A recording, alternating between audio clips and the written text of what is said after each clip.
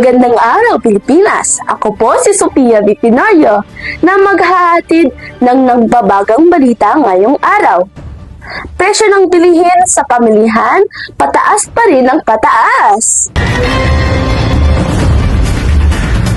Gaya ng temperatura ng Pilipinas na sobrang napakainit, mga presyo ng bilihin sa pamilihan ay pataas din ng pataas.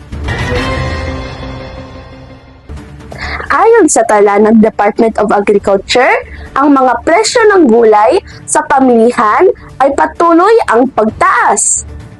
Ang carrots na nagpapalinang mga mata ay nasa 80 hanggang 90 pesos kada kilo.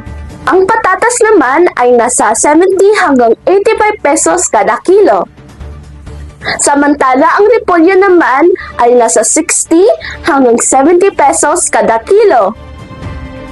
Habang ang kamatis na nagpapakinis ng ating kutis ay nasa 40 hanggang 50 pesos na kada kilo. Aray ko po!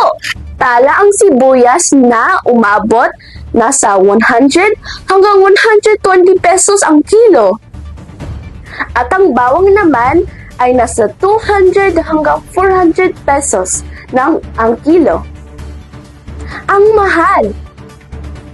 Ang pagtaas ng bilihin ay dulot pa rin ng mataas na inflation rate sa bansa at mahabang supply ng mga pangunahing produkto.